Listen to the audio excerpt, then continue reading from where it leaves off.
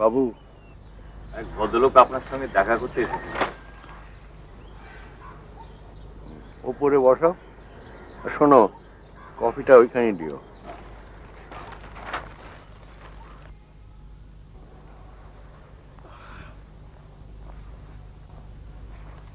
রতনলাল রক্ষিত, এসো এসো, বসো। তোমাকে তুমি বলছি বলে কিছু মনে করছো না তো? না না, তোমার নাম তো তারিণী ব্যানার্জি। আগে তোমার অ্যাপ্লিকেশন আমি দেখেছি, মোটামুটি সব রকম কোয়ালিফিকেশনে তো আছে দেখছি। তুমি সিনেমা দেখতে ভালোবাসো? আগে ভীষণ, আপনার বহু ছবি দেখেছি। তুমি টকিজের কথা বলছো তো? হ্যাঁ, তা তো বটেই, কারণ আপনি যে সময় সাইলেন্ট ছবি করেছেন তখন তো আমি জন্মাইনি। অবশ্য সে ছবিগুলো না দেখলেও সেগুলো সম্বন্ধে শুনেছি অনেক।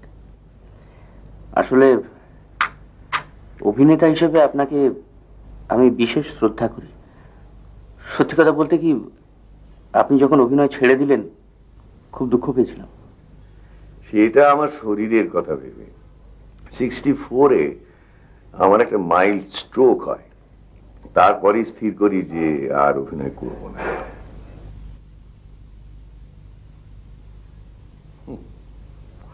অবশ্য এটা ছাড়তে পারিনি।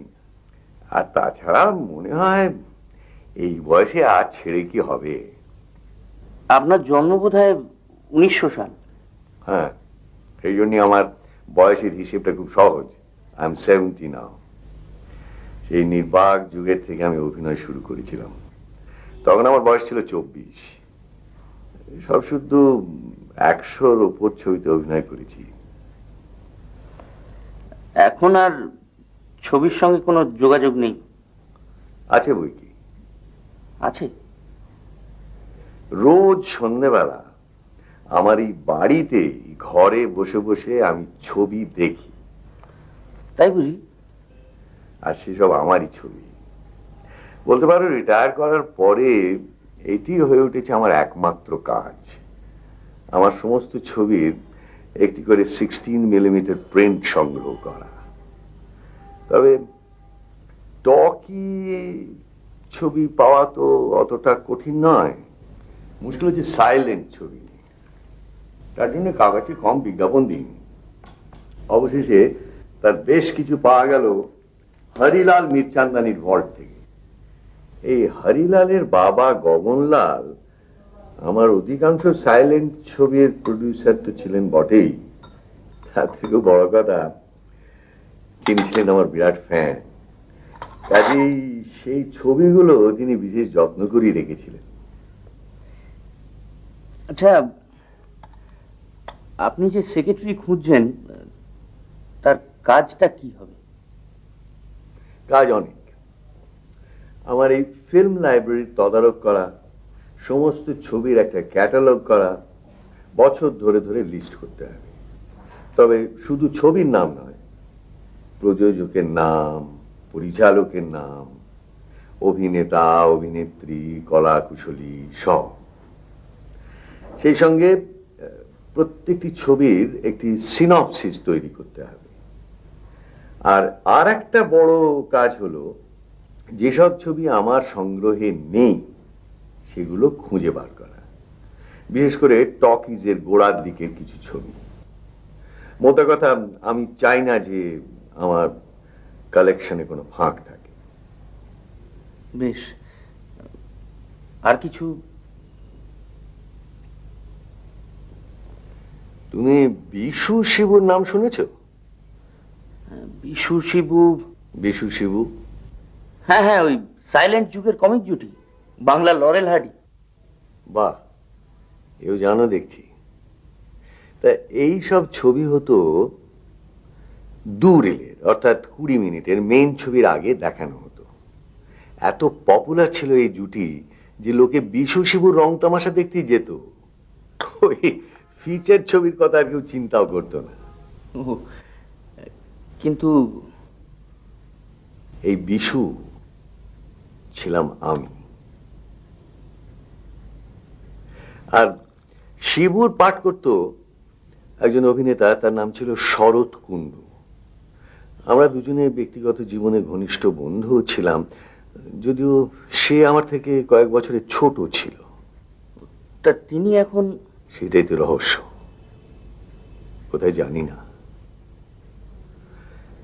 এই সাইলেন্ট যুগের পর টকি আসাতেই তার কাল হলো, বুঝলে। তার বাচন ভঙ্গি এবং কণ্ঠস্বর ভালো ছিল না, ফলে লাইন থেকে আউট হয়ে গেল। তারপর তো একসময় আমার সঙ্গেও দেখা সাক্ষাৎ করা বন্ধ করে দিলে। এও প্রায় 40 বছর আগের কথা তোমায় বলছি। তারপর তার আমি বহু খোঁজ করেছি, কেউ কোনো সন্ধান দিতে পারেনি। এখন যখন বসে বসে এই বিশু শিবুর ছবি দেখি, তখন তার কথা ভীষণ মনে পড়ে। এই শিবুর হদিশ তোমাকে বার করতে হবে। আমি জানতে চাই যে সে আদৌ বেঁচে আছে কি না, থাকলে কোথায় আছে, কেমন আছে, কি করছে। তার মানে আমি কি ধরে নিতে পারি যে আমার চাকরিটা হয়ে গেছে? না হলে আর এত কথা তোমায় বলছি কেন? অনেক ধন্যবাদ। আমার ওই ফিল্ম লাইব্রেরির পাশে একটা ঘরে আমি সব বন্দোবস্ত করে রেখেছি। তুমি ইচ্ছে করলে আজ দুপুর থেকে কাজ শুরু করে দিতে পারো। বেশ।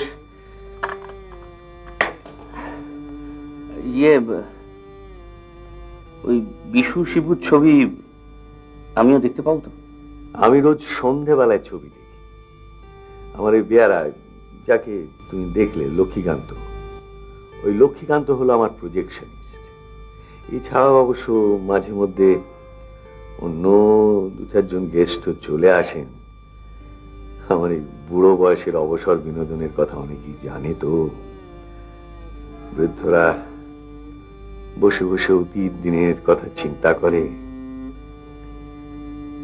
আর আমি অতীত দিনে তোলা নিজের ছবি দেখি।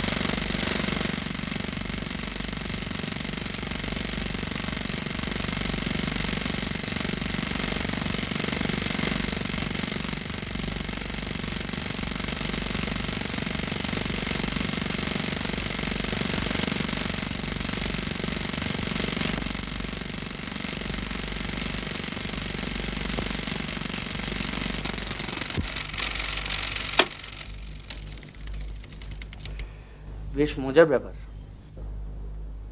তবে এসব ছবি যখন করেছি তখন দেখে মোটেই হাসি পেত না, বরং এই নির্লজ্জ ভাড়ামি দেখে একটু বিরক্তই লাগতো। কিন্তু এখন দেখছি এর মধ্যে একটা নির্মল হাস্যরস ছিল, যা এখনকার হাসির ছবির তুলনায় অনেক ভালো। হ্যাঁ, আর শিবুকেও তো বেশ লাগে। এটা লাগে, কিন্তু লোকটা বেমালুম ভ্যানিশ করে গেল। হয়তো আর বেঁচেই নেই। ওই যা বললাম, সেই খবরটা তোমাকেই বার করতে হবে। আচ্ছা, আপনি নরেশ সান্যালের নাম শুনেছেন? নরেশ সান্যাল? আগে হ্যাঁ, সাংবাদিক। শুনেছি তিনি ওই সাইলেন্ট যুগের বাংলা ছবির একটা ইতিহাস লিখছেন। জানি জানি, আমাকে ফোন করেছিল ইন্টারভিউয়ের জন্য, আমি না করে দিয়েছি। এই সাংবাদিকগুলো বড্ড বাজে বকে, গুচ্ছের সব প্রশ্ন, যার কোনো মাথা মুন্ডু নেই। শরৎকুণ্ডুর ইনফরমেশন আপনাকে আমি দিতে পারি, কিন্তু তার আগে আমার একটা রিকোয়েস্ট আছে। জানি, রতনলাল রক্ষিতের সাক্ষাৎকার, এই তো? এক্স্যাক্টলি। ভদ্রলোককে কিছুতেই রাজি করাতে পারছি না। আমি বললে হয়তো হলেও হতে পারে, দেখি চেষ্টা করে। Very good. কারণ বিশু শিবুর শিবুকে যখন পাওয়া গেছে, তখন বিশুকে না পাওয়াটা খুব আনফর্চুনেট হবে। তার মানে শরৎকুণ্ডুকে আমি ইন্টারভিউ করি আজ থেকে ঠিক 4 বছর আগে। তার মানে তিনি এখনো বেঁচে আছেন? অন্তত তখনও ছিলেন, তবে চরম দুরবস্থা। অনেক কষ্টে এক বস্তিতে তার সন্ধান পাই। কোন বস্তি? গোয়া বাগান। এখনো কি তিনি সেখানেই আছেন?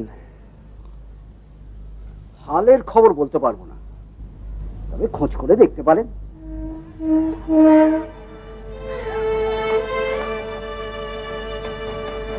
উনি কতদিন আগে এলাকা ছেড়েছেন? 3-4 বছর আগে। কেন ছেড়েছেন কিছু জানেন? না, সেটা জানি না। আপনার ওনাকে মনে আছে? মনে থাকবে না?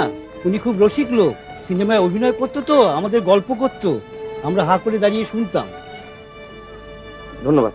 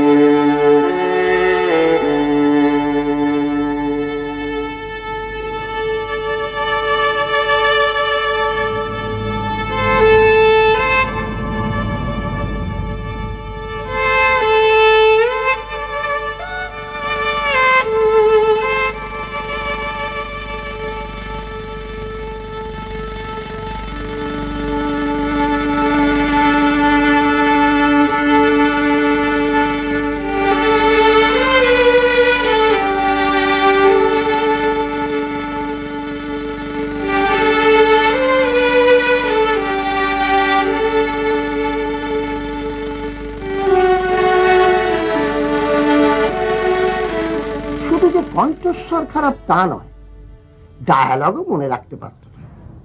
শেষে এক্সট্রার পাঠ করত, তাও টকিং এক্সট্রা নয়। লাস্ট যখন তাকে আমি স্টুডিও পাড়ায় দেখেছি, তা প্রায় 6-7 বছর আগে, তখন আর তাকে চেনা যায় না। আচ্ছা, এমন কোনো জায়গা আছে কি যেখানে গেলে তার খোঁজ পাওয়া যাবে? নটরাজ কেবিনে গিয়ে একবার দেখতে পারেন। সেটা কোথায়? Bentinck street. শরৎ এক সময় রেগুলারলি আসতেন বটে, কিন্তু ইদানিং আর আসেননি। তখন কি তিনি কোনো কাজ টাজ করতেন? মনে হয় না। এই দোকানেই তো তার এক গাদা দিনা ছিল, তারপর হঠাৎই একদিন এসে সব চুকিয়ে দিয়ে হাওয়া, তারপর আর এমুকো হননি। এটা কতদিনের ঘটনা? তা প্রায় বছর 3 হবে।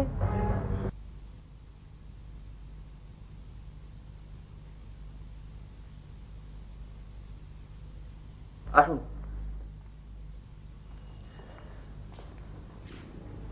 নরেশ সান্যাল। আমি কিন্তু আপনাকে ঠিক 15 মিনিট সময় দেব, তার মধ্যে যা প্রশ্ন করতে পারেন করুন। আমি ঠিক ঘড়ি ধরে 15 মিনিটই নেব। ঠিক আছে, বসুন।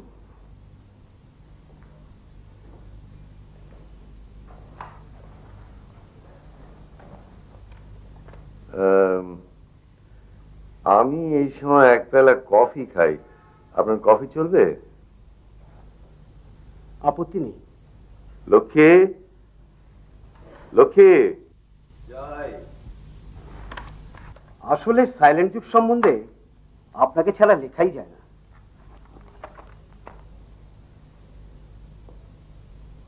তিন পেয়ালা কফি।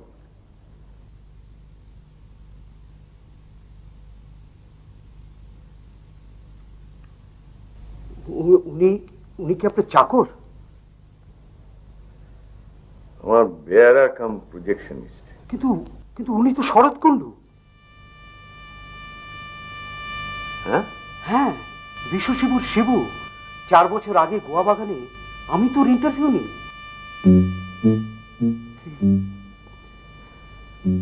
কি বলছেন আপনি? আপনি ওকে জিজ্ঞেস করুন।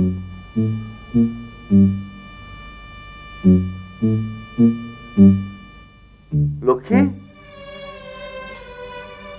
লক্ষ্মী,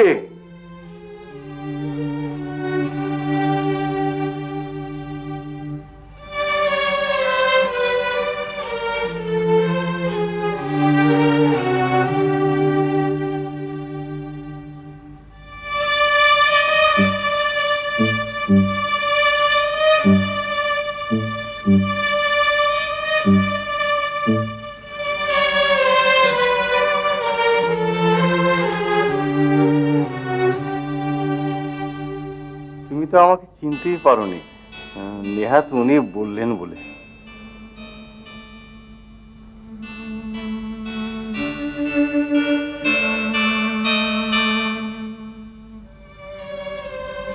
তোমার এই খেয়াল। কি করবো বলো, তোমার মতন বরাত আর পেলাম কই। কিন্তু তাই বলে বিয়ার আর কাজ? সে তো খুলিগিরিও করেছি। তোমার এখানকার কাজ তো তার তুলনায় স্বর্গ। যেদিন কাগজে দেখলাম তুমি সেই সাইলেন্ট ছবিগুলোর খোঁজ করছো আর তোমার একজন প্রজেকশনিস্টের দরকার, সেদিনই চলে এলাম। আমি 7 বছর কমলা টকিজে প্রজেক্টর চালিয়েছি। তারপর এখানে এসে বিহারের কাজটা জুটে গেল, মাইনে বেড়ে গেল, বেশ ভালোই লাগছিল। আর কিছু না হোক, আমাদের আদিকালের ছবিগুলো তো দেখতে পাচ্ছিলাম। কত ফুর্তি করেছি দুজনে, কত জনপ্রিয়তা, সে সব কথা মনে পড়ে যাচ্ছিল যে রতন। তোমার এখানে এসেই তো আমি দুবেলা ভরপেট খেতে পাচ্ছি, তার আগে তো। কিন্তু এইভাবে তো চলতে পারে না। না না, তার জন্য আমি তৈরি আছি। তুমি যখনই বলবে তখনই। ননসেন্স।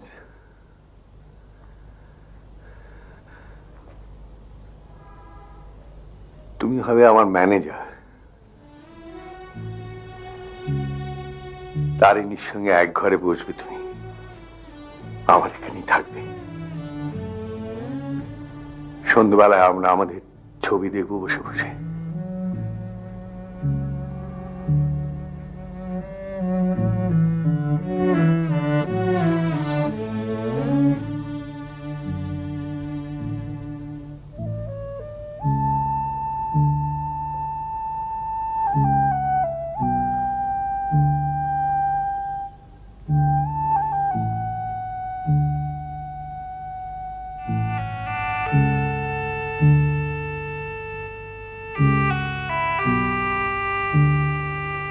এককালে জুটি ভেঙে গিয়েছিল দৈবদূত বিপাকে,